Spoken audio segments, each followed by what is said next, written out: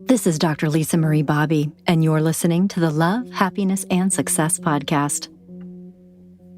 Infidelity is devastating to go through, as you know so well if you've experienced this in your own life.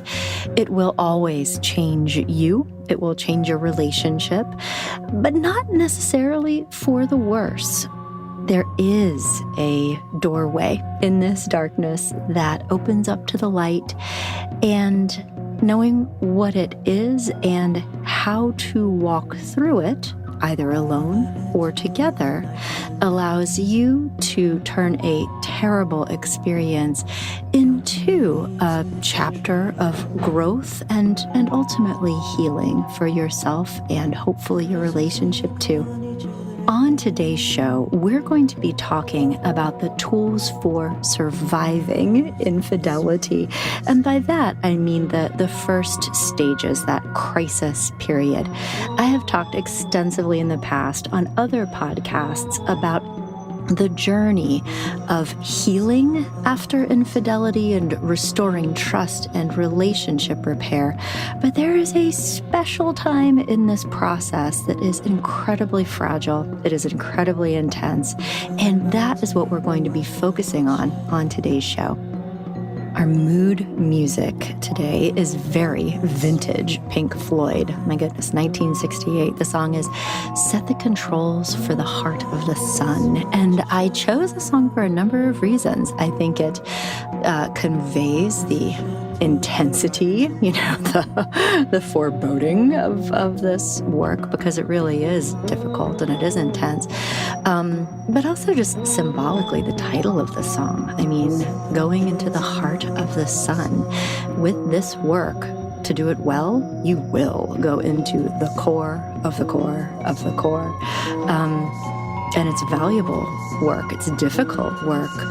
But I think that this song kind of captures part of that experience. And really, that's what we're going to be talking about today, is what to do with this very intense time to not make it worse, to have some direction. We're setting a course to navigate our way through this intentionally, and hopefully, be transformed through the process, the hero's journey.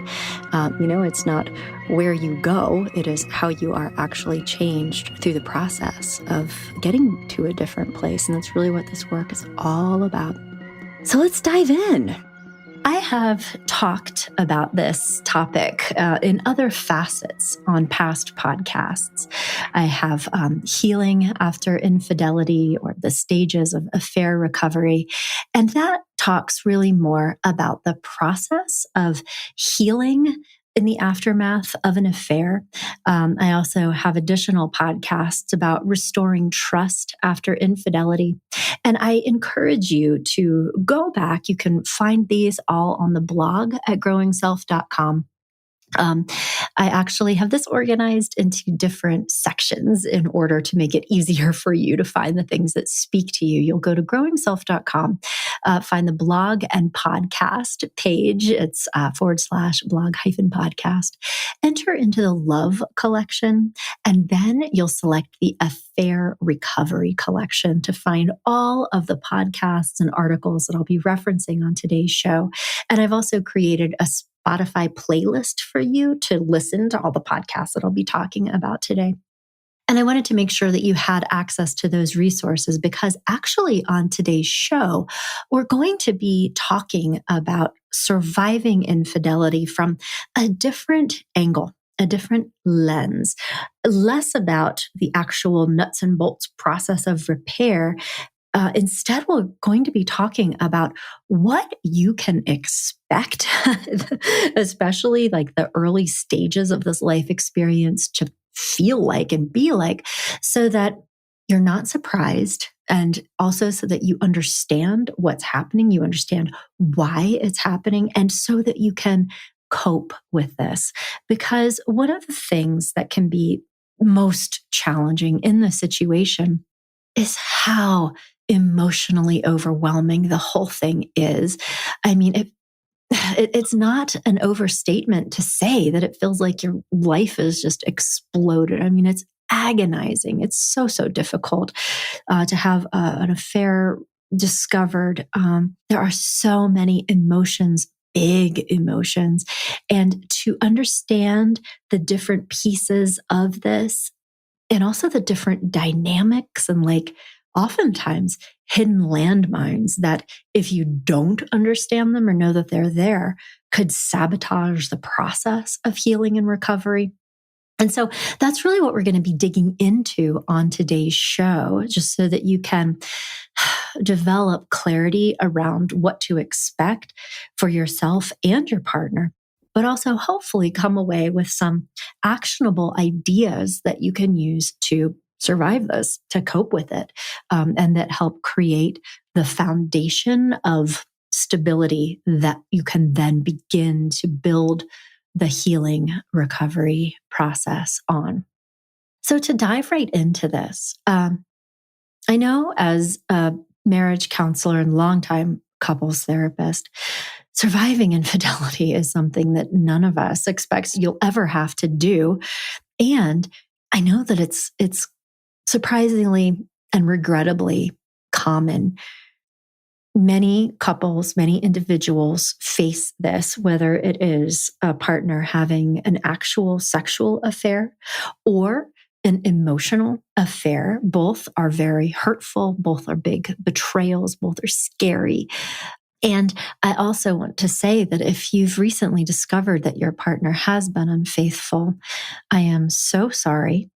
And if you are listening to this, having been exposed in a betrayal, I am also so sorry. I know that you probably have a lot of shame and regret and fear and all of these feelings as well. And it's a terrible thing to go through.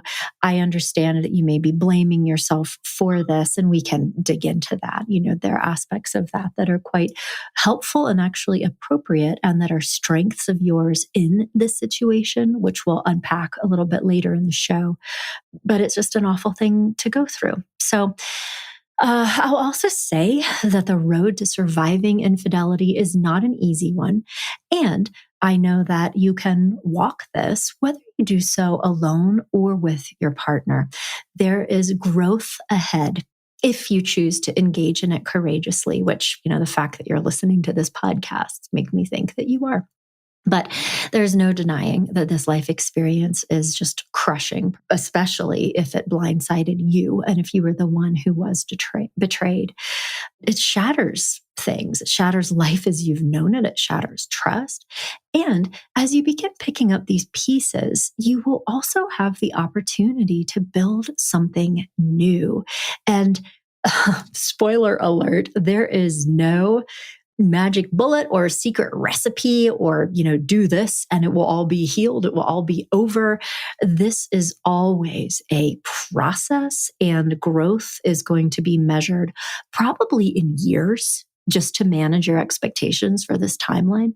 But hopefully today that, you know, can begin to see the roadmap of what to expect, and also be thinking about how to treat yourself with compassion and care and grace just every step of the way. So first of all, let's talk about how to cope with infidelity. I mean, our culture rarely recognizes betrayal, like the betrayal of being harmed, really, in the worst ways by somebody who loves you, as the form of trauma that it is. But betrayal is traumatic, especially when you've been cheated on by the person that you trust and rely on the most.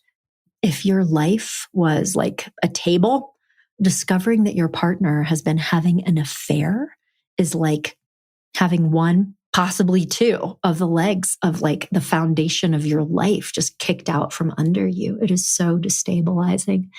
And initially, let's talk about what is normal emotionally. I mean, most people going through this experiences a sense of shock.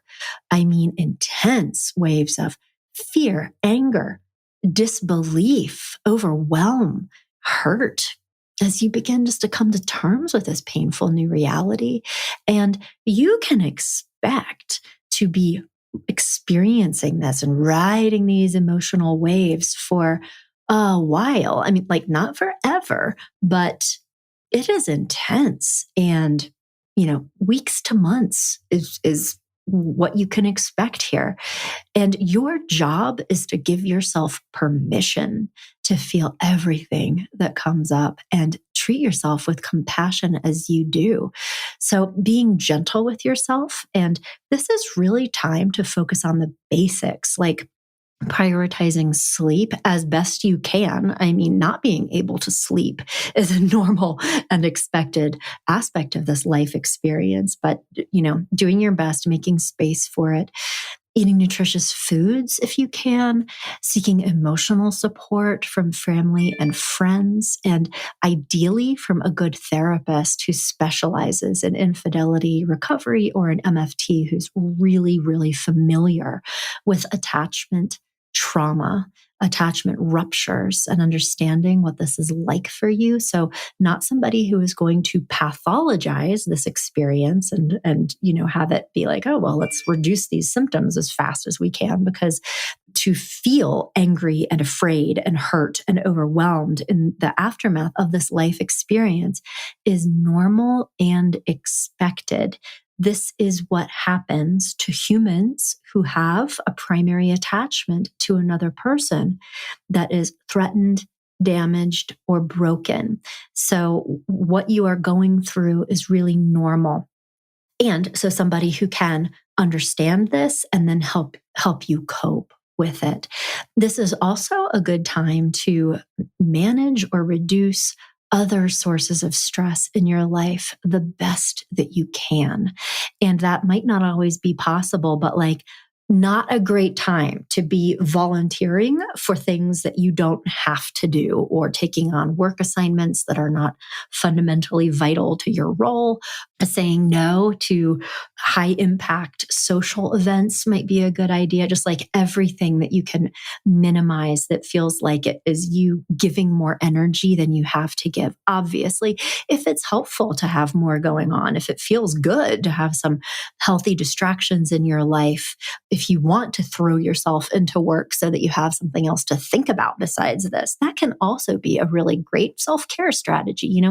Self-care is not a one-dimensional thing. It doesn't mean sitting in a bubble bath. It means really thinking about, what do I need right now? And then feeling empowered to give yourself that. So do some of that work. What feels positive? What feels energizing? What feels nourishing to me? Which does also not have to be a definition of like what should be healthy. Like it might not be exercising. It might not be eating nutritious foods. It might just be sitting there and watching 9 hours of TV. Whatever you need to do is totally okay. Just getting clear about what that is and giving yourself permission, right, to be doing that. It helps put some of that support back underneath of your table. But also, it is extremely important, if you are the betraying partner, to understand that the emotional fallout from this situation is extreme and it's going to last for a while.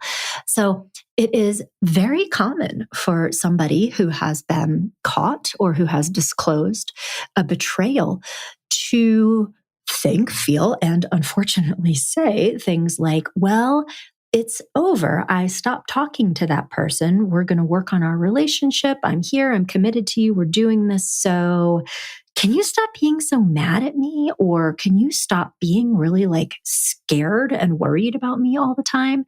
Like there can almost be a tendency for the betraying partner to be a little annoyed or impatient with the person who has been hurt, their emotional experience.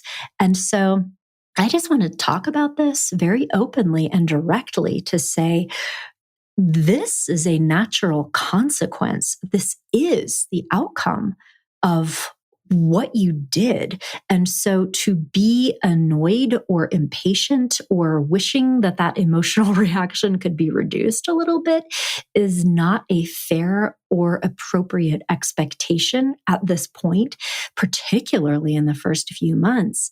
And your work right now is really like wrapping your head around that and maybe even doing some of your own personal growth work to think about, how do I set aside my own feelings of shame and guilt and remorse in order to be compassionate and emotionally available to this person that I really, really hurt and who is not okay and who is not going to be okay for a long time. So the faster you can get to that place, the quicker this is going to go. So that is a big piece of surviving infidelity, is to figure out how to manage these emotions on both sides. And I would strongly encourage both of you to get into your own growth work.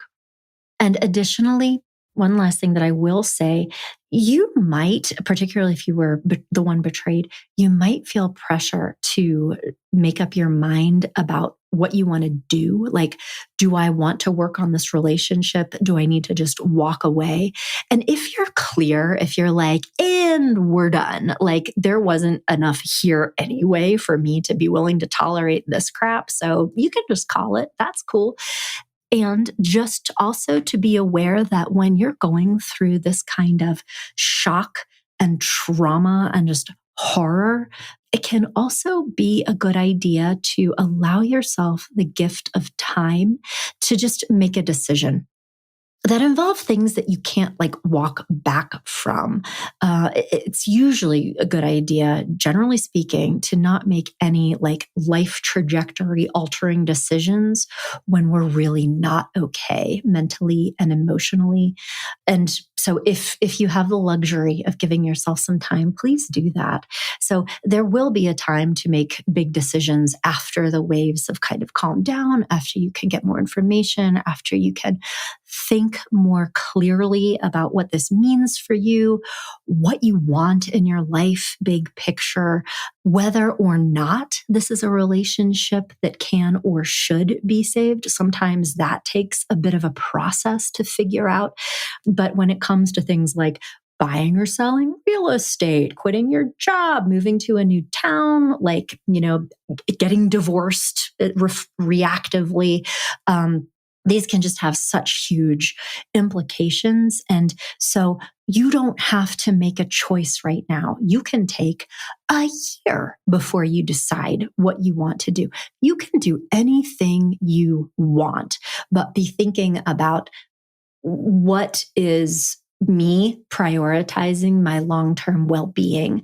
And so generally speaking, whenever any of us are reacting from the place of big emotions, from fear, from anger, from pain, we may be making different decisions than we would if we were calm, clear, felt safe, we're connected with our values, we're thinking about, long-term game plans. And you're not going to be able to do that for a while. So just expect that. If you have to make a big major decision, have compassion for the fact that it's going to be difficult for you to have all the clarity, maybe, and find trusted advisors who can help you make great long-term decisions. And that might be a trusted family member, a trusted attorney, pastor, counselor, career coach, even. I mean, like anybody who's like on your personal board of directors, get them involved to help you just think through things short-term and long-term before you make any big moves. Okay. So another thing that you need to know about surviving infidelity is around this idea of what to expect as being like just normal facets, normal landmines, normal obstacles, pitfalls, things that you need to know.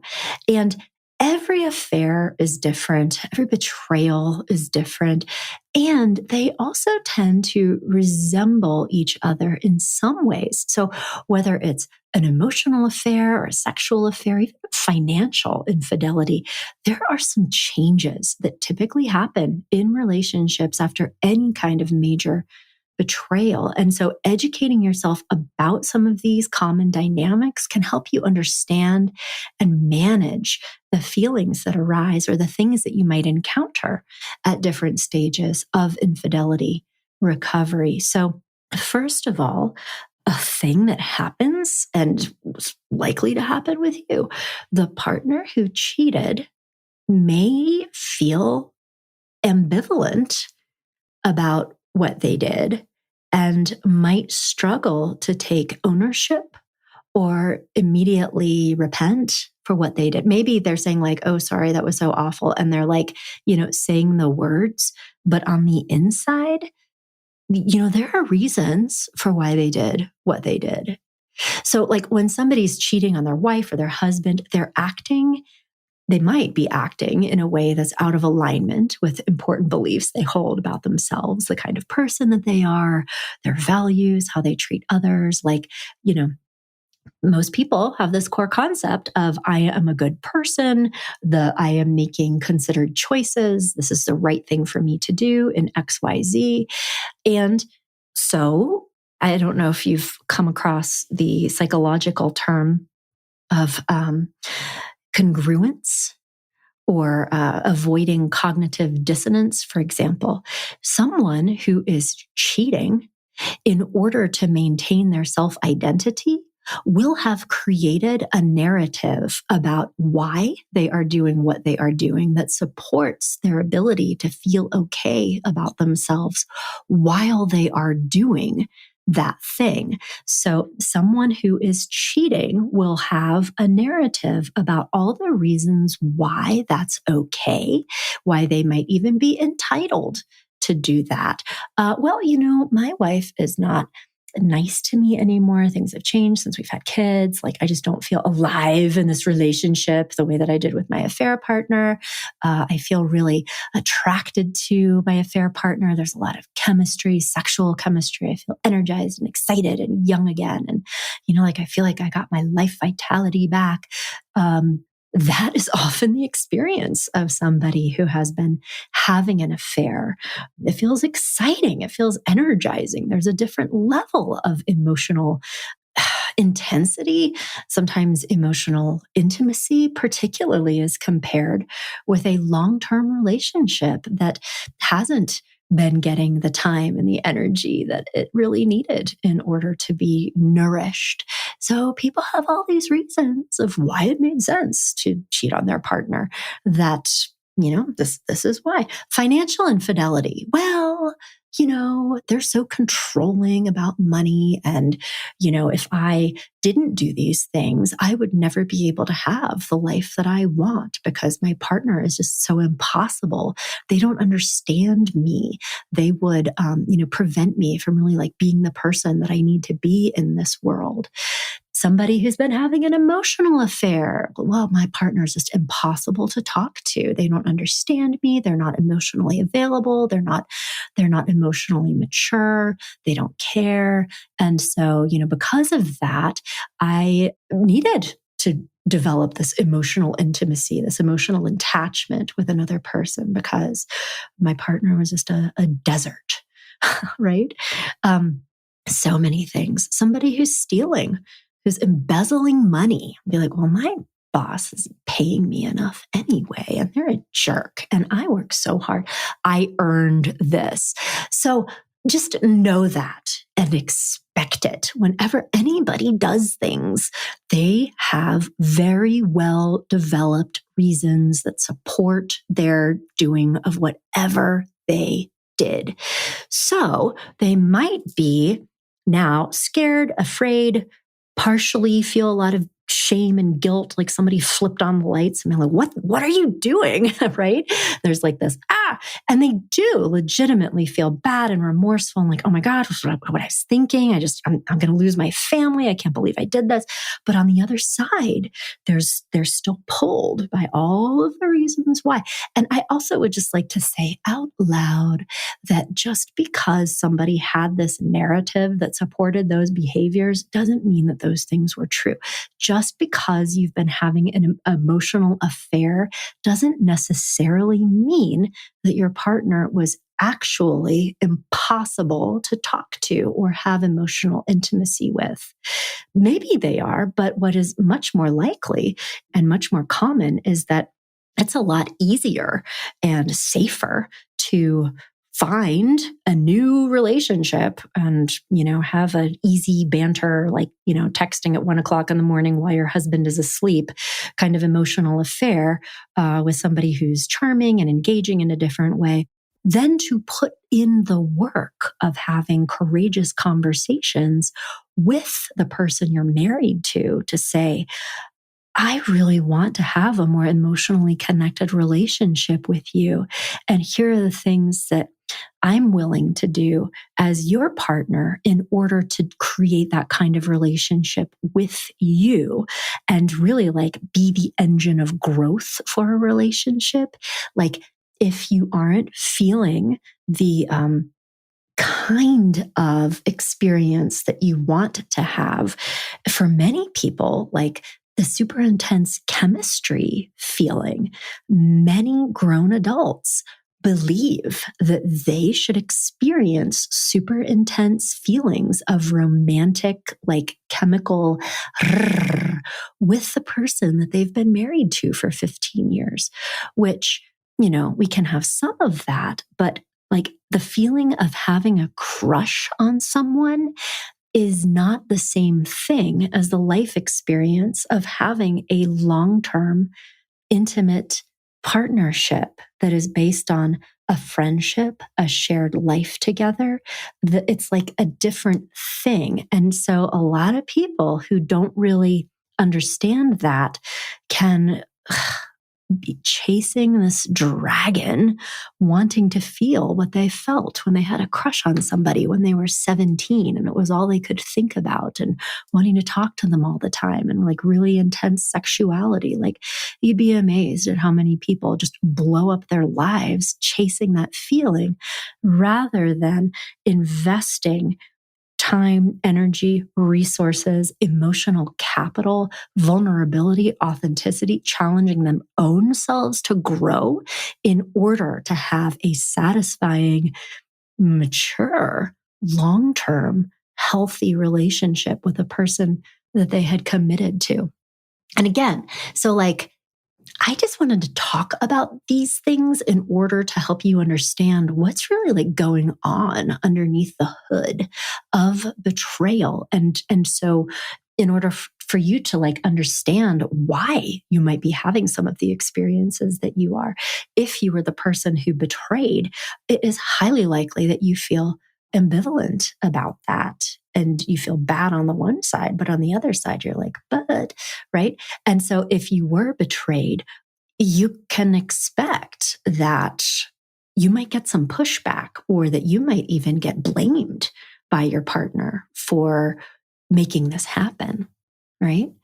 So partners who cheat may minimize the affair, lie about it, invalidate your feelings, justify their cheating by placing blame on you, not have a lot of compassion for the huge feelings that you're having. And so these are some of the things that will make it harder to heal. Obviously, I mean, this is all incredibly painful for the betrayed partner, but sometimes even more so than the cheating itself is like the way that the person who betrayed is now operating emotionally in the relationship. And so getting together with like a very good marriage and family therapist who understands affair recovery inside and out can help the partner who cheated process their feelings of guilt and shame, but also begin to help them take ownership and understand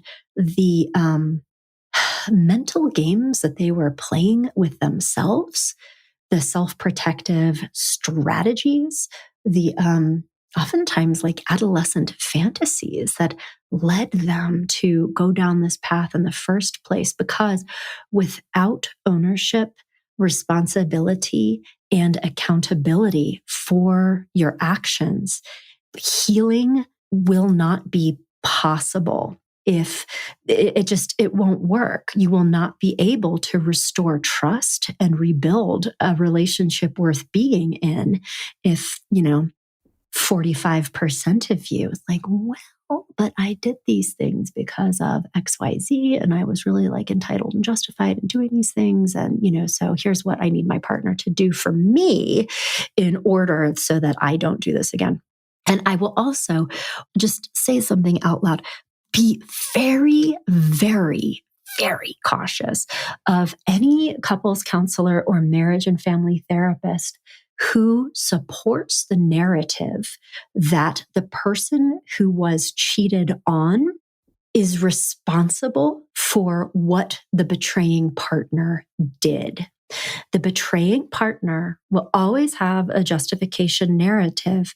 And I have actually personally met a lot of therapists who buy into that, who think, well, the reason that they did that is because communication was so bad in the relationship. That is so disempowering. If your goal is to actually repair the relationship, it's incredibly disempowering. You had lots of ways of resolving that and working on that. And you chose to betray and cheat as opposed to leaning in and doing some hard work differently and having courageous conversations and finding out for sure whether or not your relationship could be better and could be different. And if it couldn't, you can end that relationship with integrity. You don't have to stay married to somebody that you don't have a good relationship and that you never will have a good relationship. You can sign off, but you didn't do that. You instead decided to betray in order to meet your needs while maintaining this situation over here. So you have to find a couples counselor who understands that and who is very focused on personal responsibility and accountability, because without that, the healing won't work, right? Okay. Another thing that you have to know about in this landscape for surviving an affair is that many times, and this is particularly true for sexual affairs, the affair might not end the instant that it is uncovered. So unfortunately, particularly if there is a lot of ambivalence, or if the cheating partner has a strong attachment to their affair partner, once it is discovered, that cheating can continue for a time, even if they are swearing on a stack of Bibles to cut off all contact with the affair partner.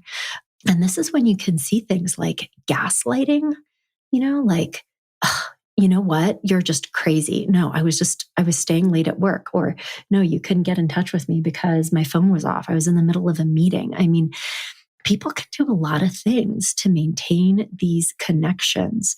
And so I just want to bring this up because it's a reality. And people who have been engaging in infidelity have been indulging in this fantasy that is often quite intoxicating. I mean, it's analogous to almost having like a substance use disorder. Even if the relationship itself was built on this foundation of deceit and delusion and indulgence, these feelings of attachment are very real and they don't go away overnight. If your partner was having an affair with somebody that they were attached to, that switch does not flip off just because it was discovered or because, you gave them an ultimatum that it needed to end. And so if you're the partner that cheated, the very best thing that you can do at this point, if you would like to end the affair and rebuild your marriage, is to cut off all contact with the affair partner immediately. But if you are not able to do that, the next best thing is to actually be very honest with your spouse about your continued relationship with the affair partner. It's like forcing yourself to live into the light. If you say, I am 100% committed to being radically honest with you, understanding that that was the part that was the true betrayal in the past, to say, I still think about this person all the time. I want to be with them. I'm planning to see them on Wednesday. right? Like, you will be surprised at how quickly the cracks in this fantasy begin to show. But you are also now living with integrity. You are living with integrity because you are being honest. I am planning on meeting them on Wednesday afternoon at a hotel, and this is what we're doing, and telling your wife that so that they now have the opportunity to have informed consent about whether or not they wish to continue existing in this relationship with you under these circumstances. If you are hiding the truth from them, you are being so deceitful because they don't have all the information that they need to know in order to make healthy decisions for themselves. And if you are the betraying partner, like, well, if I told my wife that I was going to meet my affair partner in a hotel on Wednesday to have sex with them, they wouldn't want to be with me anymore. Like, yeah, that could very likely be true. And they have the right to know that, because without that, you're depriving them of their ability to make informed and educated decisions that protect them. So having integrity means taking ownership of what you are doing and then allowing the natural consequences to unfold as they may. If your partner wouldn't want to be with you under these circumstances, they have the right to have that information so that they can decide what they want to do. Hiding things from them is depriving them of their own autonomy. So I hope that that makes sense and can help both of you avoid this pitfall. But I tell you what, if you would like to repair the situation, and if you tell your partner that you are committed to ending the affair and to fully investing in repairing your relationship and rebuilding your family, you get one chance to do that. So that means changing your phone number, avoiding any and all contact with your affair partner. If you work with them, like, well, I have to see them. I work with them. People get different jobs. You might need to make a decision about what is more important to you, maintaining this particular career at this particular company or your marriage and your family. Totally okay to choose your marriage and family over continuing in this particular employment position. I just wanted to say that out loud. So you get one chance. If you say, okay, you can trust me, here's what we're doing, I'm totally in, and then it comes to light 6 weeks later that that hasn't been the truth, the best marriage counselor in the universe will not be able to help you put that Humpty back together again. So do what you say, and if you're not doing that, be real honest about that and, take ownership. Okay. Another thing that you can be ready and willing for is that both partners tend to idealize the affair partner. So to the cheating partner, the affair partner often represents this titillating escape from their real life and their real problems and the chemistry and the sex and the whatever. And they may believe that if they could only be with this affair partner, then they would finally be happy. And in reality, the vast majority of affairs never turn into committed relationships. And the ones that do often don't end well because they're not reality-based relationships to begin with. I mean, even just the foundation of starting a relationship with someone that is capable of cheating on a spouse will set it up for disaster many times. And many times these relationships are not based on the kinds of factors that contribute to a long and enduring relationship, like values congruence, life goals, shared meaning, a friendship. It's 9 times out of 10 based on sexual chemistry, which is like a a 4th of July sparkler, like it burns down to its natural end. And then you're left holding this burnt stick as opposed to something that it can really grow into the future. So that is oftentimes very true, but it doesn't mean that that sparkler part isn't extremely intoxicating. And so there could still be, even if we shut all the doors, and yes, I've changed my phone number and I am not, I've requested to be moved to a different team and I am not seeing this person ever and it's over, there's still that mental, but the sparkle. And the other thing too is that the betrayed partner often will idealize the affair partner. Like they will often wonder, what did that person have to offer that I didn't? And they might begin competing unconsciously for this or directly for this love and attention with their spouse. And that can do a big number on your self-esteem that can be very damaging. But you can also see, interestingly, with a threatened attachment or with a rival, a big surge of very intense, biologically based sexual interest and desire to pursue the cheating partner. So somebody who has been cheated on may now be flooded with sexual desire for their partner who has been cheating. That is very, very confusing and might also idealize their cheating spouse in a way. And this is so confusing because it's this biologically based survival drive kind of thing to maintain an attachment at all costs. And so it could be this surge of feelings of love and attraction and chemistry and idealization of the person who was cheating on you that comes from your body rather than your mind or your values. And it is so incredibly confusing. And so many people not having gone through an affair, if asked, would you stay in a relationship with somebody who cheated on you? They'd be like, no, I would not do that for all of these really good reasons.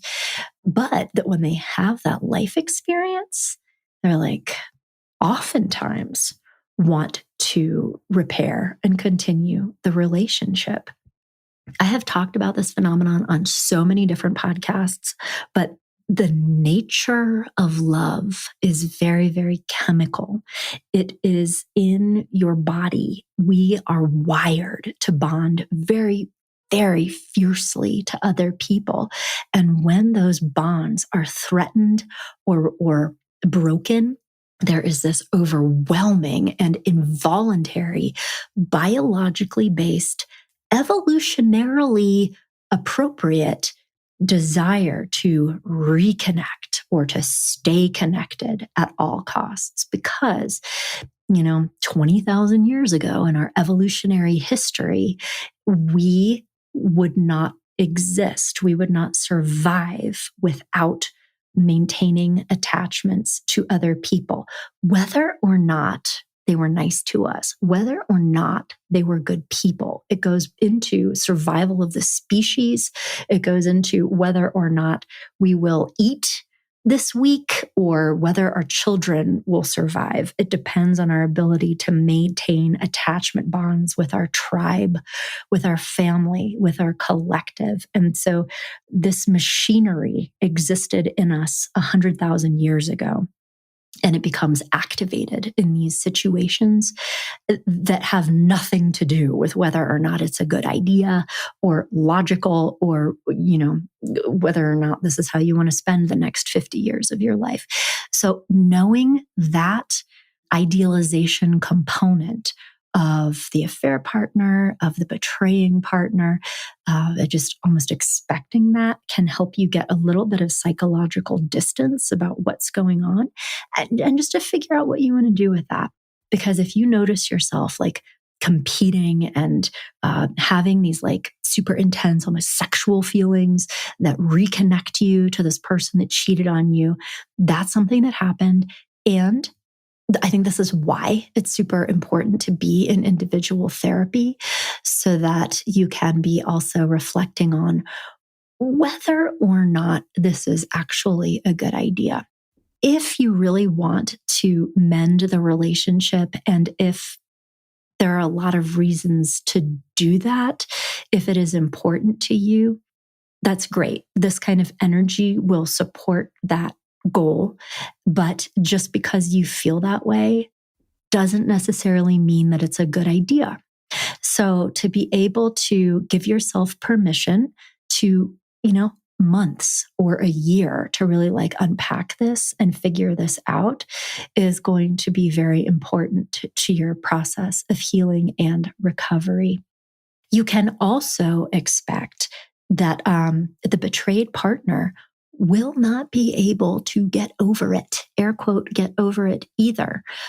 Many people want to know how to get over infidelity. How do I just, move on? And it does not work that way. If you've been betrayed, you cannot simply forgive and forget. No matter how many times your partner apologizes or whether or not they are actually being scrupulously trustworthy right now. When you've gone through this kind of attachment trauma, sorry is not good enough, and trust needs to be rebuilt, but it will also never be the same, because if you've been traumatized, you will always have that core trust trauma. It can be healed to a degree, and you can have a nice life and a great relationship anyway, but it will also require a very deep and reality-based understanding that it will actually not ever be the same. The relationship itself has to be rebuilt, and you will feel angry. You will always wonder a little bit about your partner, and you will not feel completely safe in situations that you may have felt safe in the past. You can expect to feel pretty hypervigilant about your partner's whereabouts for a long time. And if you're the one who has betrayed, the fastest thing, the best thing that will help you repair your relationship ASAP is going to be to embrace this fully and expect, have compassion for, and figure out how to receive the fact that your partner is going to be extremely angry with you. They will not trust you no matter what you do or don't do. And they're going to be extremely anxious. And it is never actually going to be what it was. That doesn't mean that it can't still be good, but a common mistake is for people who betray is be like, okay, it's been 3 months and you're still really angry, and I can't go to the grocery store by myself without you texting me to find out where I actually am. And that feels bad for me. It reminds me of the shame and guilt that I feel, and I'm really trying so hard. And I let go of a relationship that I was actually enjoying in order to make this work with you. And so I need you to be nicer to me and not make me feel bad about myself. That is not conducive to repair. What will help you repair this is to take full ownership of the fact that it's broken. It can come back together, but it will be like, oh, I don't remember the name of it. Like those Japanese pottery technique where a plate is broken and then soldered back together with gold. It's beautiful, and it's more beautiful and perhaps even stronger than the original plate was, but it will be forever changed.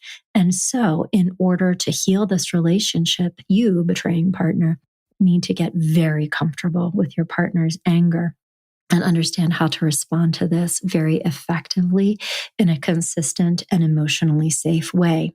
And understand that because of your actions, you have forfeited the right to privacy, and that you can expect them to not trust you if you are not in their line of sight for a really long time. And to think about what that means for you. And if you were to expect that to be true for probably most of the duration of your relationship, what needs to change then in order for this to feel nice and emotionally safe for you. It may mean spending a lot more time together. It may mean being radically transparent about where you are at all times and really showing them that you are trustworthy and that they can count on you, because what you say doesn't matter anymore. It's all about what you do. And so to be empathetic, being transparent, and being completely reliable in obvious, felt ways is the path forward. And the faster you can do that, the more quickly the anger will begin to subside as a result of your partner seeing that they can trust you and working so hard to show them that you have changed. Another important piece of this, and I talk about this, much more completely in past podcast episodes, but when you're able to articulate your ownership and understanding of why you did what you did, taking full responsibility for it, and also able to articulate the things that you have learned and the ways that you have grown and how you will manage the things that created the situation inside of you differently going forward. That is actually how trust is rebuilt, is by you going through a transformational process that your partner can see and feel and understand to be true. So it is not about your behavior as much as it is about the transformation. I will also say that if you've been betrayed, it will always feel like a struggle to let go of anger, no matter how much you want to, and certainly fear. And the degree to which you can go through a transformational process with your partner that betrayed you and be able to develop feelings of safety and security inside of yourself by managing that those attachment things that come up, the faster you will be able to feel safe in the relationship and do some inner growth work that allows you to feel safe without necessarily controlling your partner, is the growth work on the other side of this. And this is also very, very difficult to do. For most people, again, it takes, a year or more to be able to move through this process. And so I just want you to understand the timeline and expect this and not rush it. Because if you do, and if you expect this to be happening sooner than it can, just in terms of the way that people evolve, it will create more conflict. It will create more mistrust. And it can, if you expect for things to be happening differently or more quickly than they can, you will lose hope that the relationship can be repaired. And it is ultimately when we lose hope that things can be meaningfully different, that is when relationships truly fail. So, lots of information. And I know I'm being very honest with you, and I hope it's not in a scary way, but like wanting to be real here. But so that the big question and the thing that you probably, led you to begin listening to this in the first place, can a marriage survive an affair, right? Recovering from an affair when you're in the thick of it and when you're dealing with the things I described, particularly in the early stages, it can sometimes feel so hard, maybe even impossible. And especially if you stumble across these roadblocks that we've been talking about, and if don't know how to make sense of them, or if they surprise you, right? If they catch you off guard. But couples can and do heal their marriage bonds and survive infidelity. And believe it or not, many go on to have stronger and more satisfying marriages than ever before. But it requires a ton of growth work in order to build that. That is not something that is just going to happen. It is something that you must very intentionally, brick by brick, day by day, forevermore be committed to creating. So if you are on the fence about whether or not you would like to save your marriage and do all of this work, I would recommend talking with a very good marriage and family therapist.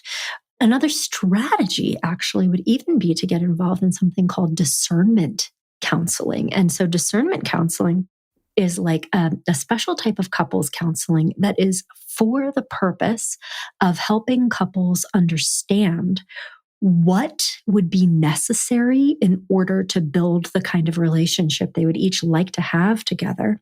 It is for the purpose of identifying whether or not the commitment and motivation and desire to do all of that work exists.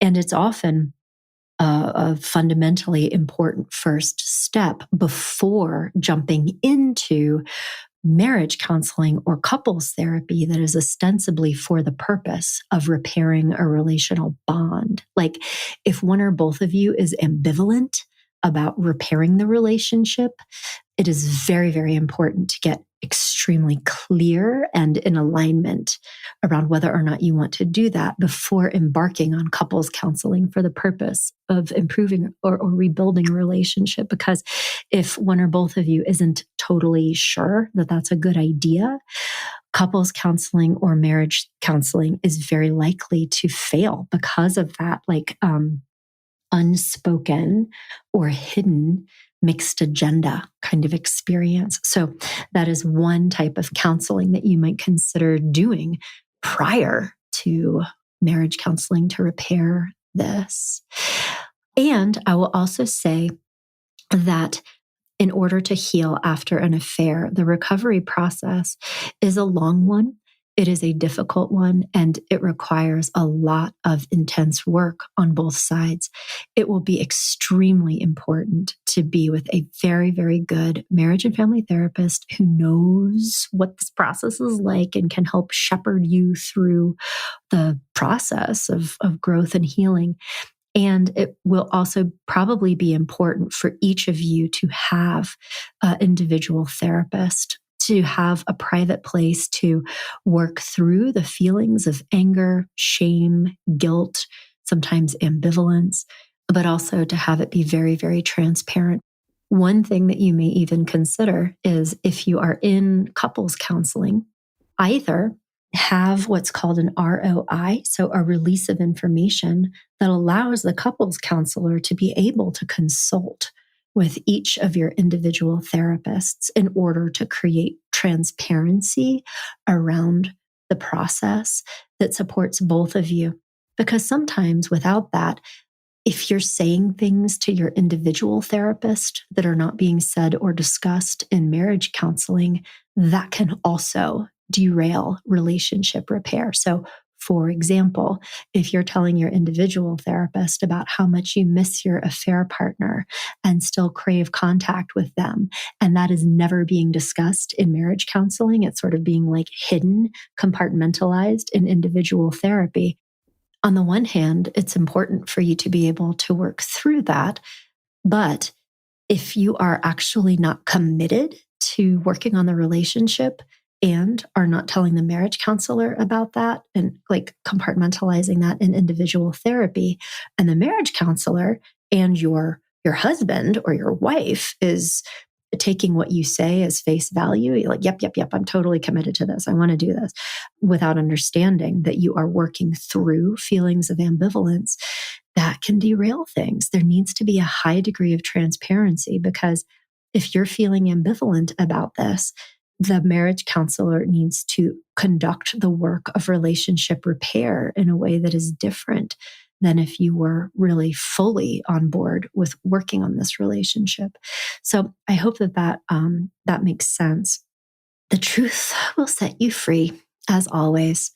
And I hope that this podcast has illuminated some of the truths of this very, very difficult life experience, but also illuminated the narrow path forward, which is founded on the truth, on radical transparency, on a commitment to integrity, on an absolute extreme ownership around who do I need to be? How do I need to grow? What do I need to be aware of? And how do I need to operate very intentionally every single day within myself and with my partner in order to have a great relationship, in order to have the kind of life experience that we want to have together. And what do I need to learn about myself, about the way to manage my emotions, about the way to change my mindset, about the way to focus on the most important values, on how to manage big feelings within myself, and how to manage big feelings within my partner in open and emotionally safe way in order to restore the foundation of trust that is built on transparency and on action, and also to reconnect with the things that we love about each other, the things that brought us together in the first place, the things that are so special and truly irreplaceable, the life that we've built together, the beautiful family that we have, our shared goals and values and history.